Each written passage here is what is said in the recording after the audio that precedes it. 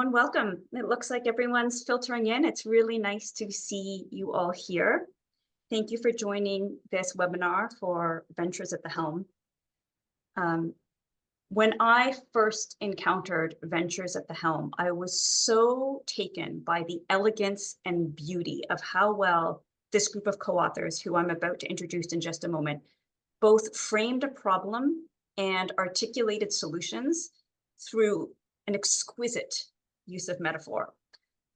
So many of the resources that are available out there help business leaders make impact measurement useful for their organization.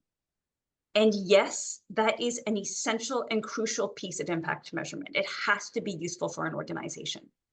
But surprisingly, it is a tiny piece of the puzzle, because every organization is in a whole heap of relationships. They're in networks. They are on joint projects together. They have investors, they have funders. And each of those relationships needs its own impact measurement.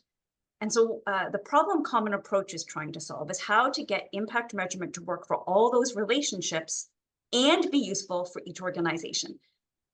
What I love about what Ventures at the Helm has done is they've taken one of these relationships, the investor and the venture relationship, and they have, again, exquisitely and beautifully explained the problem and some possible solutions in ways that help the investor get the impact measurement they need, the venture get the impact measurement they need, and that relationship work effectively.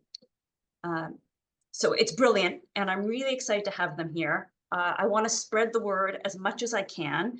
I've just learned that it's been downloaded 100 countries, so the word is being spread. I'm certainly not the only fan. And really excited to have the world understand Ventures at the Helm and use this resource, not only because it's great and it will make impact measurement better, but also because I think it will help people understand the Common Approach better. It's really focused on a very similar core problem, coming at it a slightly different way. So really excited to have these co-authors with us here today. I'm just going to take a moment to do some housekeeping, and then I will introduce our speakers and pass over the floor. For those who can read, this webinar is being recorded. We will record the speaking portion, and then we will have a Q&A session. The Q&A session will not be posted online, but will still be recorded for our own internal note-taking purposes. The other thing I should let you know is that there's a chat, and so please participate in that, and please participate fully in the Q&A. You can put questions in the chat or unmic yourself if it's a quiet moment. So with no further ado, let me introduce our speakers. We have Karim Harji with us today. He is a Canadian leader in impact measurement, the program director at the Oxford Impact Measurement Program at the Sade School of Business, and is managing director at Evalsis, which supports organizations to measure, describe, measure, and improve their social impact. And Karim is a friend. We have Heather Hachigian with us. She's an assistant professor at the Faculty of Management for the School of Business at Royal Roads University. And she has been doing some, in the past, done some work with Purpose Capital, and a research associate at the Carleton Center for Community Innovation, where I was also once a co-director, and has been well published in this area, including the Stanford Social Innovation Review. Laura Budzyna is an independent evaluation consultant. Her company is Beyond Measure. She is the author of Metrics Cafe from MIT D Lab, which the Common Approach produced a blog on that was very well read. So you can go check that out after. It is another resource that I am a big fan of. And she leads the American Evaluation Association Social Impact Measurement Topical Interest Group. And thank you to Laura for helping me get that term correct. Thank you. Also, Penny Hawkins is here. She is an independent advisor who works with organizations to develop impact measurement and evaluation systems. She is the former head of evaluation of DFID and FCDO and other organizations. So with no further ado, over to you. I'm really, really happy to have you here. Thanks so much, Kate. We really appreciate the introduction, the support, the enthusiasm for this work. it was a labor of love, as we've said in other previous webinars, for all four of us, and we'll explain what was behind this work, why we think it matters, and we're excited to continue to share this with others. We did a bit of a review over the last few days of who's been downloading it and from where, and yeah, we were pleasantly surprised to hit that 100-country mark, which just shows that there's a lot of interest in this area, and it continues to grow from across the world. What I'll do today, knowing that at least some of you are familiar with the concepts, the tools, the practices of IMM, but also some of you have seen this guide before, we're still going to provide an overview of what was in it, some of the key takeaways and messages and frameworks. But we want to spend a bit of time on the use cases. So we'll talk a little bit about who this guide is for, how you might be able to use it, and then show you the actual worksheets that we think are particularly important and accessible, regardless of where you are on your journey around IMM. Please share your questions as we go along. We will have a couple of polls to kick us off now, but as we go along, include your questions. Tell us a little bit about your context if you can, and we will have time towards the end to pick up on all of those questions as well. So why don't we kick off with the first poll question, Rachel, if you can pull that up. We just want to get a sense of what's your level of experience with IMM. And we have a range of choices of being relatively new to IMM. You're familiar with some of the fundamentals, might be experienced, or you have some related experience in adjacent fields. And if you're not sure how to respond, we've got an option for that too. So we'll give it another 10 or 15 seconds just so we get a sense of where people are at. Some of you may be tempted to pick more than one, but just pick the one that resonates with you, just so we have a sense of what the spread looks like. We often find that there's a range of different audiences that we're speaking with, and it seems like that's also consistent here. Okay, I think we've got everyone in there. Thank you for doing this so efficiently. We will close this poll and just go to the next one. I don't know if we can share those results. Anyway, the spread was across all of those categories. And we want to get a sense from you, all of you, of is IMM challenging? Or what do you think is the main reason it is or could be challenging? And again, 5 options: lack of clarity or agreement around what impact means. Maybe you're unsure about what measurement approach is right for you, or there are too many of them.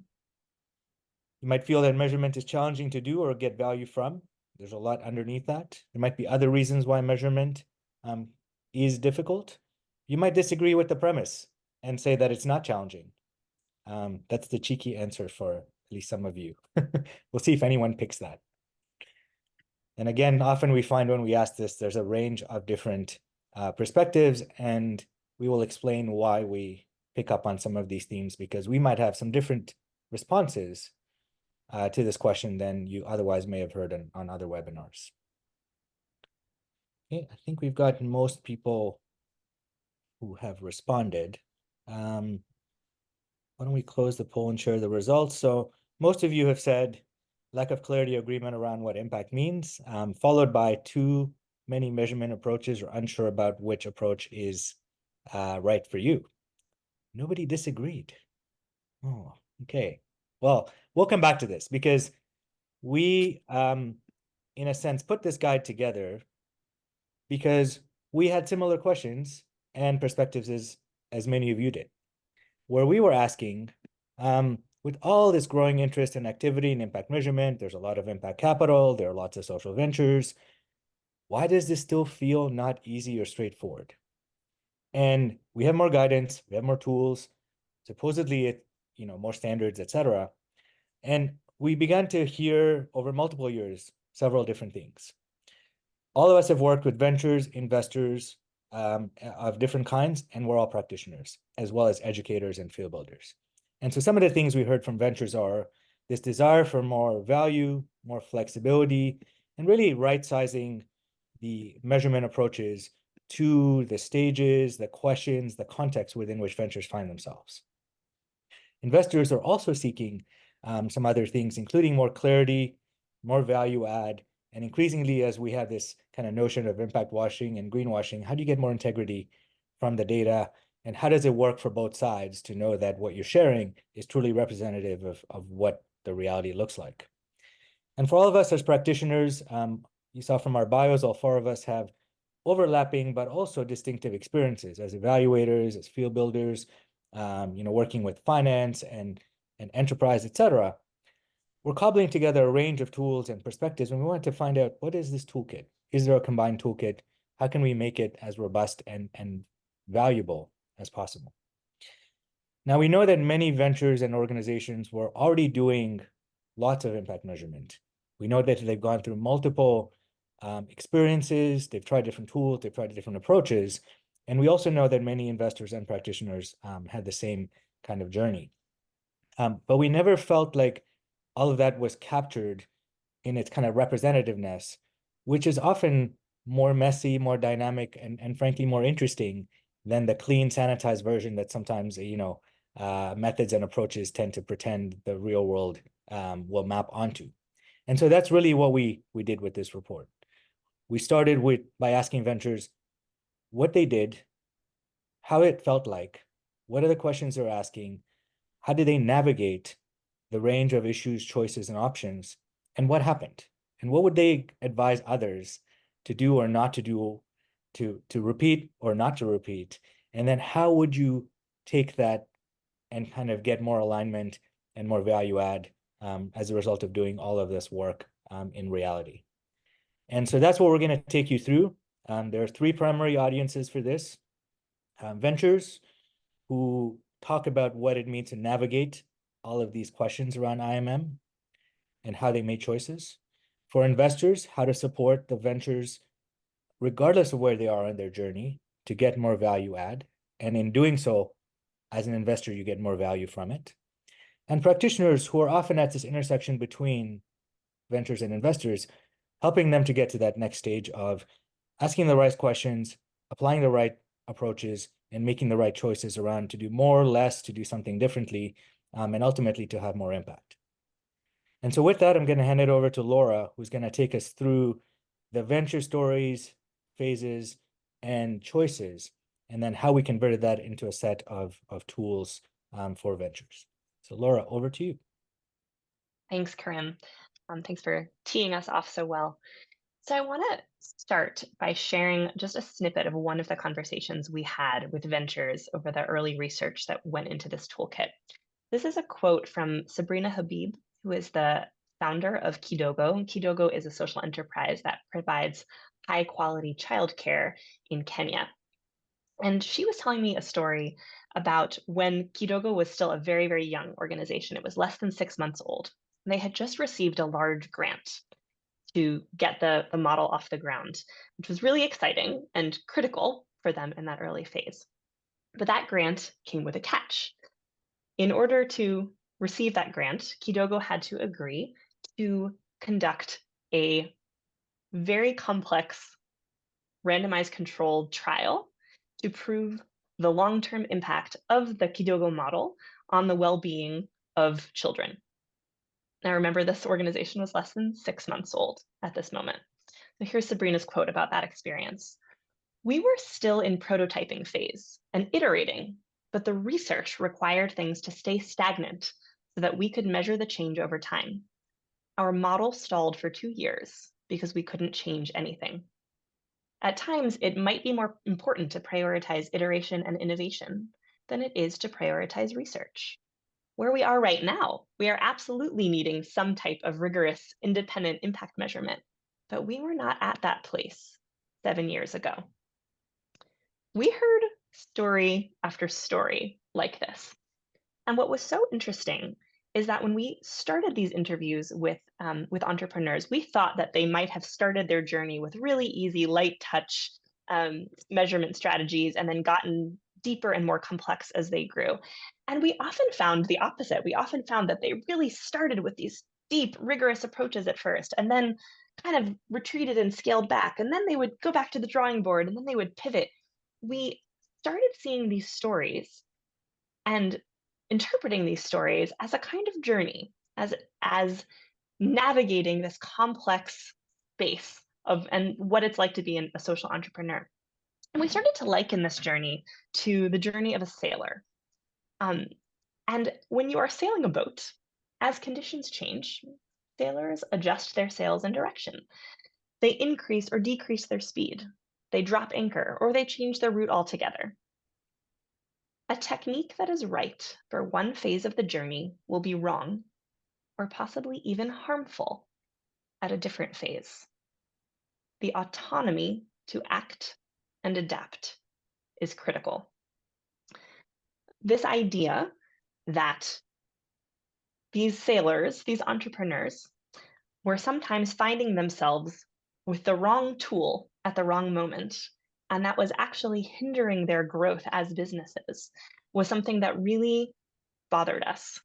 And we were starting to ask the question, how can we promote better decision-making, better choices, better alignment of the right tool for the right moment, and to give the power of that choice to the entrepreneur who is at the helm of that ship.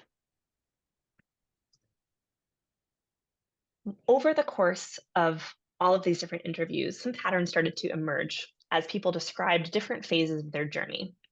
And we codified them into these 4 phases: the phase of orienting, navigating, sailing, and tacking. I'm going to walk you through quickly how we describe each of these phases. But before I do that, I want to say that these phases don't have to happen in this order. Each phase doesn't have to happen only once. Not every phase happens for every entrepreneur. This is a dynamic and non-linear experience. But we did find some commonalities in these moments that social entrepreneurs were describing. So the first phase, this orienting phase, is really about framing, goal setting, figuring out who you are as a business, what you're trying to do, who your customer is, and coming up with a strategy to have impact in the space that you're trying to have impact in. This could happen at the beginning. This could happen again and again as ventures go back to the drawing board or pull back in a new and shifting environment. We heard a lot about ventures in a navigating phase. That second navigating phase, we describe as sort of a continuous period of exploring new opportunities and testing questions. This is often when the product or service hasn't really solidified yet. There's still a lot of design happening. There's testing, there's prototyping, there's getting feedback from customers, and there's a lot of learning in this phase of the business. We also heard ventures describe kind of clicking in to a phase that we describe as sailing. There's some wind in their sails, there's some momentum. They've got their product or service, and now they're trying to figure out, okay, we have a thing that we think works, and we have some data to support that. How can we do this with fewer resources? How can we do this better? How can we deepen this thing that sort of has clicked in?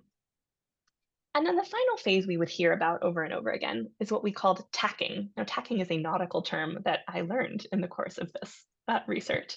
Tacking is when you turn into the wind. And this describes a pivot, a time-limited pivot or adaptation in the face of a new opportunity, need, question, pandemic, for example, when that business explores something in response to an external force. So critically, each of these phases has its own characteristics, has its own feel, has its own challenges, has its own questions that are critical for the leaders to answer. However, the IMM, the measurement that these leaders were doing, wasn't always aligning with the questions that were at hand at that moment. Now, I'll give you an example of what these phases look like in the case of Kidogo. And I apologize for the formatting there on the navigating slide. So when Kidogo was in a navigating period, it was asking questions like, how do parents who send their children to these childcare services, how do they experience Kidogo's service? What is it like to be a parent to send your child to one of these centers? In this period, Kidogo was still developing their core offering. They were learning about their customers. They're trying to find their product market fit. They're trying to get feedback and continue to improve so they could figure out what is the model that they want to scale. And those were the most critical questions that they wanted to answer in that time, that instead they were trying to kind of hold their model still for 2 years to do this randomized trial. When Kidogo was in a sailing phase, once they had a lot of momentum, they were getting bigger and bigger, a question that was coming up for the leadership was, how much can we shorten our teacher training program while still preserving the same level of quality, while still preserving the same level of impact that we had before? So at this point, they had a stable business model, their operations were streamlined, and they were seeking expansion. The questions they were asking are different. And so the measurement that they needed to do in this moment was different. And to go back to our metaphor, what we believe here is that getting in sync is critical to good IMM. So when ventures align their IMM approach with the phase they are in and with the questions at hand, IMM drives impact creation. When there is misalignment, IMM hinders impact creation. It is actually hurting the business, it is hurting the impact when you are doing the wrong kind of measurement at the wrong time. And so what we tried to do with this guide was to help ventures get in sync. And so if we move on to the next slide, I can show you a little bit of how we did that. So if you go into our guide and go to the navigating section or the sailing section, what you'll find is descriptions of what this looks like or feels like, some of the questions that might be coming up in that phase, some example tools and approaches that would be well aligned to those questions. Some common pitfalls to how often IMM goes wrong in these phases, how to do it well, some examples of other businesses, and then critically, and we'll talk about this later in the presentation, how investors can help a venture who is in this moment and in this phase. But what I think is the most fun part of the tool is not just the descriptions of what these phases are and the recommendations by phase, but what we try to include to make this really actionable for ventures is a set of worksheets. And this set of worksheets is designed to help ventures find the phase that they're in, figure out, like, am I in a navigating phase? Am I in an attacking phase? Like, where am I? What IMM style is right for me? So first, figure out, where they are. Second, to diagnose whether the current IMM practices they are using actually align with their phase or don't, and maybe are actually hurting them and hurting their ability to deepen their impact. And then with these two things combined, with information on what phase they're in and whether their IMM does or does not support the questions critical to that phase, to help them actually advocate, this is where that relationship piece comes in, help them advocate for IMM that is better aligned with where they are and what they need in that moment. And specifically, we're talking about advocating to their investors. And to give you just a sneak preview of what this can look like, I'll take you to the next slide. One of the worksheets is about finding your phase. There's a lot of different questions in this one, but there's just like little checkboxes. You know, we ask, which of the following questions do you feel are most critical to answer right now? So this imaginary venture checked a lot of boxes in the navigating column. They really want to know things about how effective their product is, what their customers think, which of their assumptions hold, which assumptions were wrong. And so after filling out this part of the worksheet, they might realize, maybe I'm in a navigating phase at this point. This is a continuation of the same worksheet where they might select, are we in a phase where we're more like focusing or narrowing in, or are we exploring and broadening? Are we taking an intentional moment or an intentional pause to answer a question, or are we moving with a lot of momentum? And so moving along these different spectra is another way of thinking about which phase they might be in. And so at the end, this venture chose navigating. So once they've decided, using these different prompts and questions, what phase that might be best aligned with the current moment, they move on to the second worksheet, which is our IMM diagnostic. And here we ask, what tools have you tried? What are some of the challenges that you're facing? And this is just a snippet. There are some other questions here too. And what we find here is that this same venture who had self-identified as being in the navigating phase, and actually here self-identifies that a lot of the challenges they're facing correspond to a navigating phase.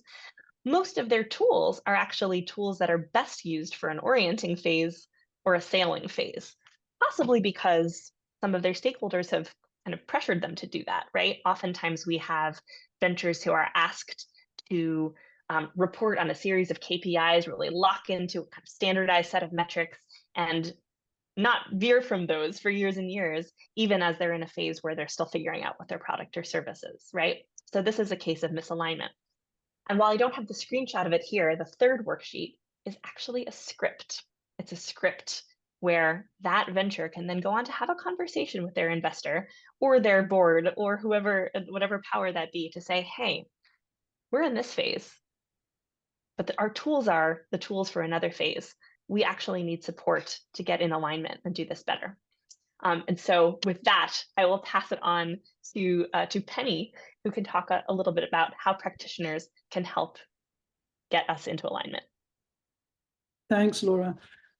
Yeah, so continuing on this this journey, what could be the role of practitioners? So if you're in the business of helping organizations with their impact measurement challenges, trying to do, as Laura's saying, is first of all identify where those tensions are between what's being asked by investors, usually for accountability requirements, and what the venture's information needs might be for them to make, have the information to make good decisions. So those can be at odds with each other. They can be aligned at times, but in the organizations I work with, this is a very, very common problem. So how can IMM practitioners support and facilitate? So facilitation is I would add advocacy to that. So practitioners can facilitate the conversations that Laura mentioned, but also provide the argument or the case for doing IMM differently from a venture perspective in a way that's actually going to help them develop and help them move along and be more likely to achieve their impact. So this is about what are the choices that there might be? How do you optimize those choices? And it's kind of helpful to use questions. So identifying, first of all, what are the key questions that would drive the information that's collected, that would meet a need for that information and be useful? So identifying those questions and, going along from what Laura said, identifying the current phase that the venture's in. So getting that alignment so that you're doing the right kinds of measurement at the right time that's actually going to support the development and move things along towards the desired impact. But there's a feasibility question that comes up with that. So every time you measure something, of course, there's a cost, both in time and in funding, other types of resources. So being mindful about that and the feasibility. So you may want to do something big and elaborate and complicated, but you don't have the resources or the funding to do that. So let's also put a feasibility lens over what might be possible. So there are so many tools out there, and I think in the poll at the beginning, quite a few of you said, okay, there's so many options, we don't know which to choose. It's complicated and difficult, and I think those are very realistic responses. So theory of change has become in pretty widespread use in recent times. So this is about articulating your impact pathway, and that's often a good starting point for measurement. And it can also help during the orientation stage, but also making those choices, trying to get alignment, but also clarity about what do we mean by impact. Different things to different people, a very slippery term, but getting that clarity about what impact are we going for, what's the change that we want to see, and how do we contribute to that. So the theory of change can help you also identify which things you need to measure along your journey, and also to review. So like the business development process, IMM also needs to change along that journey. So you can't just sort of set and forget. It's a question of reviewing, changing, adapting, and getting the measurement to fit the information needs at a particular point in time. Next slide, thanks. We've talked about committing to a set of metrics that don't actually add the value that would be ideal, and become very hard to change. So once the measurement metrics are set, you've got a harder job to actually unravel that, pull it back, and argue for something to become, for the measurement to change. So, you know, they can become less relevant as changes occur, changes of direction, changes of focus. And typically, what we found is there's often far too many indicators, some of which may be aligned, but many of which may not be. And so, you know, this risk, a huge risk of sending things in the wrong direction. There is this saying that what gets measured gets done. So it can actually drive the business in the wrong direction. And that would risk any impact or the right kinds of impact being achieved. So to do it well, you know, so the feasibility question, I think, is really important. But, you know, the relevance. So just making sure that whatever you collect, whatever information you collect, knowing that there's a cost to doing that, that you're getting as good information as you can for the resources that are available, and making sure that that's relevant and actually meets both needs. So it can meet the accountability needs of your funders, but also your own needs. Now, you know, there's no one right way, and this is a challenge because there are so many options of ways of doing this, so many methods, and there's no one right way. So if anyone tells you about gold standards and things like that, gold standards for who, for when, and what will that provide? So it does need to be flexible.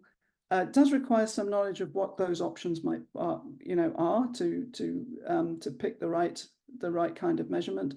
But focusing on use in the first, being led by your questions and keeping that notion of relevance in mind, and the proportionality in relation to what the resources you have to do it. So we have the worksheets, which you may or may not have time to look through, but the worksheets can help with that. Having somebody to walk alongside and advise is often useful as well. And using IMM practitioners' expertise to help with that alignment, to identify those information needs and get the IMM expectations realistic, as well as the hands-on support to actually design, develop, and implement the measurement process. So, so actually the negotiation and conversations that need to happen is something else that practitioners can help with. So building your case, taking it to the investor or funder and saying, look, this is what we think we need to do, this is why, and we think this will meet both of our needs for information. Handing over to Heather. Thanks, Penny. Yeah, so in this guide, we recognize that investors as well face their own pressures across the capital chain and constraints related to the lack of guidance and understanding in the broader IMM field. And so we're coming to this work from a place of recognition of those pressures and constraints and an understanding that investors they're not setting out to intentionally place burdens on ventures through their IMM asks, and that we need to really start to shift and center conversations around how investors and their investees can both derive greater value from IMM. And so what we do in the guidebook is create profiles of the different ways that investors can help ventures to achieve this goal, based on what we heard from our interviews with both ventures and investors, as well as what we've all seen in our own work as well. And so these different profiles aren't mutually exclusive. So ideally, investors are working towards taking on all of these different support profiles as they progress along their own IMM journey. So first, we talk about the importance of investors being clear about their own expectations. So really recognizing that there may be things that investors need or they think they need from impact measurement and management that has really no value for the venture. So spending some time making those expectations explicit as an investor and reflecting on and then the implications of those types of asks that you may be making of ventures, to be able to avoid misalignments, like the example that Laura shared at the beginning with Kadogo. A second role investors can play is providing ventures with the gear and the guide. So really keeping with this nautical metaphor. So this might come in the form of investors offering direct support to ventures, or maybe it's providing access to technical expertise and also providing funding for this. And that's especially important when investors asking for something that's for them and not for the venture. Third, we heard loud and clear the importance of deferring again to ventures, recognizing that they're the organizations that are engaged in the work of impact creation, and should be supported to make decisions around IMM that really across the investment life cycle. And then finally, acting as a lighthouse. So recognizing the importance of contributing value as investors, not only to your own portfolio ventures, but also to the broader field. And so I think we all felt very lucky to be supported in doing some of this research, to be able to support that sort of broader field building work. And then across each of these buckets, for support, we identify specific actions that investors can take with examples from interviewees. And so to help make this guidance more actionable, the toolkit includes worksheets for investors. So far in our experience, many investors that were falling into this scenario where maybe they're designing or they're strengthening their approach to IMM, they have some good starting points, but there's not yet a shared understanding of what impact means across the team, and there's probably some uncertainty around the tools and approaches. So again, reflecting, I think, a lot of the responses to that poll. So for these investors, we're suggesting they first need to get clear around their needs and their expectations of IMM, and then make sure to communicate those with their investees. And ideally, this leads to a deeper conversation or a set of conversations, and understanding really on both sides about what both parties need from IMM. And then once investors have a better understanding of their own expectations and the implications of those expectations for investees, to then start to reflect on how they can better support their IMM journey, before getting to a place of starting to select and value impact metrics. So again, just to give you a really high level example of what some of these worksheets look like. In terms of identifying and helping investors identify their expectations and their needs around IMM, this first worksheet invites investors to reflect on some of the beliefs and expectation statements noted on the slide, and then to reflect on which ones resonate most with them, and then to invite them to dig deeper into some dialogue around what explains or might justify and drive some of those belief statements, but also to examine then some potential conflicts or inconsistencies that might arise around some of the statements that resonate. And again, the intention here behind this worksheet is to help prompt then a conversation, maybe first with the investor's own team and partners, but then also with ventures around these expectations and these needs, so that your ventures can understand what you need as an investor and what you're expecting from them, while also inviting some reflection on what challenges these needs and expectations might place on ventures.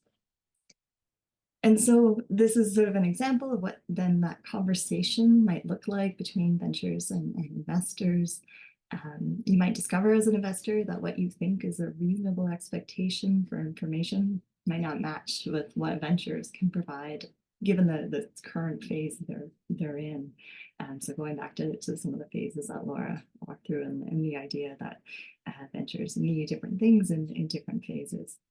So you could imagine that this type of sort of conversation could lead to deeper discussions around how the investor then might support the venture to move beyond sort of proxy measures and estimates, and also prompt conversation around why outcome metrics and targets on the investor's side is needed, and who benefits from collecting that information. And then on the next worksheet, we're really inviting investors to reflect on which phases their investees are in and consider how aligned or misaligned their IMM engagement is with those phases. So again, an outcome of this exercise might be to realize that how you're seeking to support and engage ventures as an investor around IMM is misaligned with what those ventures need. And you might actually be preventing ventures from doing what they need to create impact. And then on the last worksheet, the idea is they sort of culminate in a reflection on some of the concrete actions that investors can take in the future to better support their ventures. And ideally, these ideas are sort of brainstormed with ventures in the room to really help filter those ideas. So I'll pass it over to Karim. If there's, Karim, anything else that you want to highlight around the worksheets? But otherwise, to wrap us up. Great. Thanks, Heather. And so this was a very quick tour of a lot of information. Hopefully you can begin to see what we've tried to do in terms of distilling a range of different perspectives from both ventures investors, as well as those involved in field building, many different practitioners, into something that is quite practical, but also has a lot behind it, if that's what you're looking for. We've also tested this now in a variety of different contexts.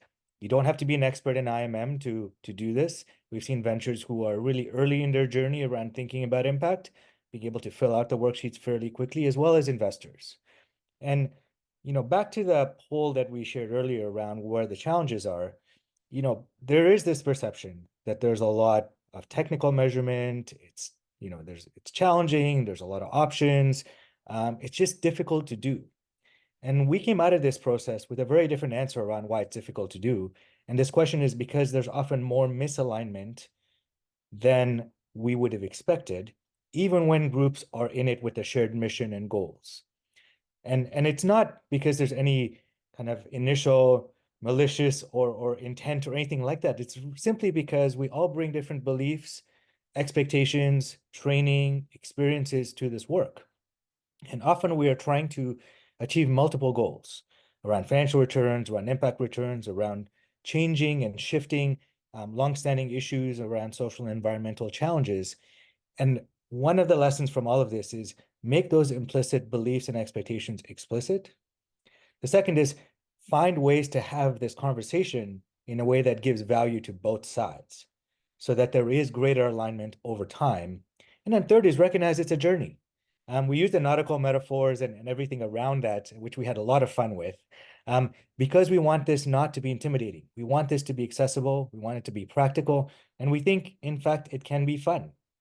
And at the front end of this work, we thought it was very important to just capture the feeling that we all felt, I think, as we work through this, is that we need to reframe IMM. IMM isn't this kind of staid, technical, static, linear version of just reporting on things and somebody else will hold you accountable for some stuff. And if you don't get there, there's some negative consequences. What if we reframed it to, in fact, something that was acknowledging its strategic importance and value, the fact that it should be integrated, it can provide value, and in fact, when it's done well, it does provide value, that it has to be adaptive, and it has to be iterative. And those should empower ventures, they should empower investors, they should empower everyone who works in between, like practitioners, intermediaries, etc. And so we feel that this kind of work, as we think about what IMM, the second M around impact management has really introduced to the discourse, it's around taking the more static and linear notion of what impact measurement is to something that's much more exciting, dynamic, and value add. And we've tried to present those in terms of the worksheets, the scripts, the tools. But we're also very cognizant that this is our attempt based on a set of ventures and perspectives to provide some level of framing, some set of perspectives and starting points. And we would love to hear what parts resonate with you. Are you able to use these worksheets with the guidance we provided? What else do you think you need? As we've now seen lots of different groups begin to apply and test and use these, we're beginning to explore what comes next. And so we would love to hear from this discussion and even after this webinar, does this make sense? Are there other phases that you would introduce? Are the questions and kind of options clear? What else would you think you need to make this work in your context, your organization, and how can we really get more value from all of this work? Because ultimately, as we reflected in the title, it's about doing this work together for mutual value. Investors and ventures, as well as practitioners, we all want to get more value out of impact management, and this is at least our attempt to build that toolkit around how we think we might do that. Yeah, I was putting up these little firework reactions throughout the conversation. I think what you four have done is brilliant. You so beautifully synthesized a truth that I think a lot of people working in the field know, but you said it so well. I think the use of metaphor is beautiful. And I'm so glad we've bottled this because I think it is so important. So I'm very grateful for you showing up today to present what you have done to the Common Approach audience.